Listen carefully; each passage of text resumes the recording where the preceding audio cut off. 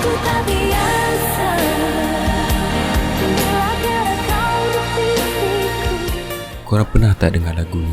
Aku pasti ramai yang pernah dengar lagu ni pada era lewat 90-an dan 2000. Pernah tak korang terfikir apa yang terjadi dengan penyanyi lagu ni?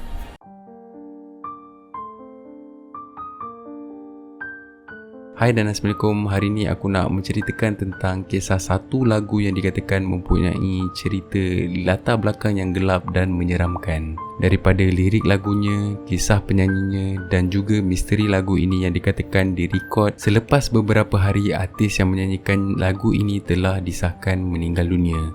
Alda Risma El Fariani yang dilahirkan pada 23 November 1982 di Bogor, Jawa Barat, Indonesia. Mempunyai 8 orang adik-beradik yang dibesarkan oleh ibunya seorang. Seawal berusia 15 tahun, dia sudah pun memulakan kejayaannya sebagai seorang penyanyi dan tidak lama selepas itu, lagu hit pertamanya yang berjudul Aku tak biasa mula mendapat tempat di hati peminat bukan sahaja di Indonesia tetapi negara-negara jiran mereka, terutamanya di negara ini. Kerana lagu ini jugalah namanya makin dikenali dan mendapat tempat di syarikat rakaman yang terkenal. Alda mula mengenali Iwan Sastrawijaya yang mempunyai antara jawatan yang tertinggi di dalam syarikat rakaman. Iwan pada ketika itu sudah pun mempunyai keluarganya sendiri dengan mempunyai 4 orang anak. Dikatakan Alda dan Iwan bertunang pada tahun 1998 yang hanya bertahan selama 2 tahun apabila pada tahun 2000 Alda dikatakan mempunyai kekasih lain bernama Ferry Surya Prakasa.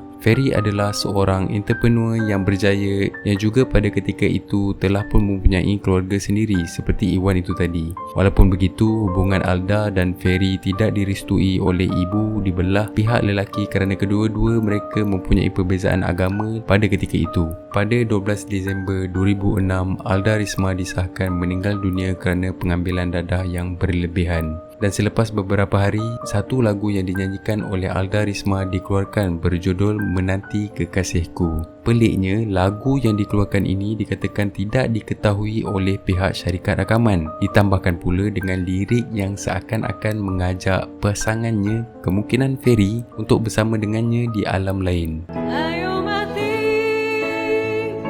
bunuh diri, biar kita jumpa lagi seperti dulu. Ditambahkan pula, lagu ini ada juga menyebut tentang susuk tubuh yang berada di atas pokok. Duduk sepi di atas pohon, ku biarkan rambutku terurai. Bukan itu saja, lagu ini juga diselitkan gelakan yang nyaring daripada Alda Risma.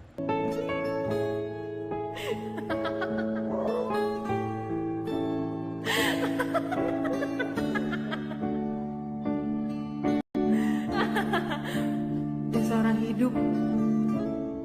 Bila kita dengar lagu ni, memang ianya amat pelik dan menyeramkan. Ini bukanlah lagu yang biasa kita dengar dengan lirik dan juga cara penyampaiannya yang amat berbeza. Walaupun begitu, kita kena lihat dahulu tentang bagaimana kes kematian Alda Risma ini terjadi dengan lebih mendalam. Pada 10 Disember 2006, Ferry membawa Alda ke sebuah hotel bernama Grand Meteng di Jakarta Timur.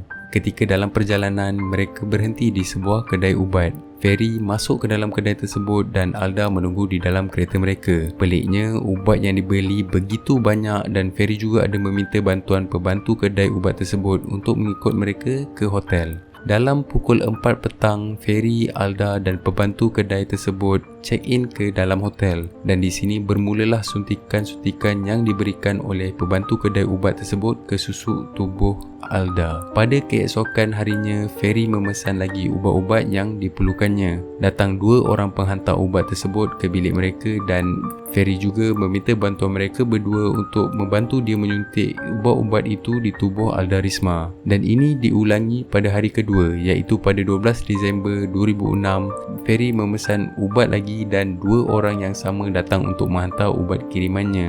Mereka mengulangi proses yang sama dan ini membuatkan Alda makin lemah. Dikatakan Ferry memberikan jongkong emas kepada 2 orang penghantar ubat tersebut untuk memastikan mereka tidak berkata apa-apa. Hanya pada pukul 6 petang, Ferry kemudian menelefon hotel lobby untuk membantunya memesan teksi untuk dia membawa Alda ke klinik kerana ketika itu dikatakan dia tidak berapa sihat.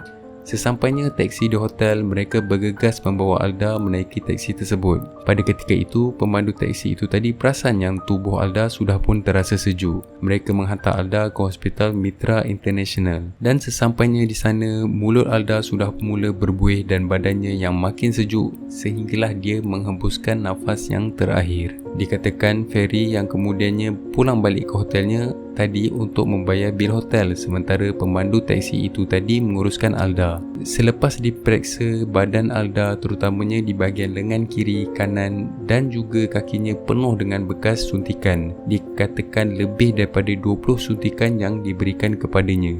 Di dalam badannya mengandungi morfin, propofol, betadine, benzodiazepine dan pil tahan sakit. Ini menyebabkan serangan terhadap saraf dan pernafasannya. Pada pukul 10 malam, polis memulakan penyiasatan tentang kematian Alda. Mereka bergegas ke hotel dan bilik yang didiami oleh pasangan tersebut. Walaupun Ferry tidak kelihatan, tetapi di bilik mereka memang penuh dengan bahan bukti, antaranya 3 jarum suntikan, ubat-ubat penenang dan juga 11 botol minuman arak. Ferry terus menjadi suspek utama dalam kes ini. Polis kemudiannya membuat pencarian terhadap kelibat Ferry di rumah kediamannya. Tetapi selepas beberapa hari masih tidak kelihatan. Dikatakan pada ketika itu Ferry sudah pun melarikan diri ke Singapura. Polis Indonesia meneruskan pencarian di Singapura dengan bantuan polis Singapura. Hanya selepas 16 hari pencarian, mereka berjaya menahan Ferry. Pada 9 Ogos 2007, hakim menjatuhkan hukuman penjara terhadap Ferry selama 15 tahun. Walaupun begitu, selepas lebih 4 tahun di penjara, mahkamah menurunkan hukuman penjara tersebut menjadi 8 tahun sahaja.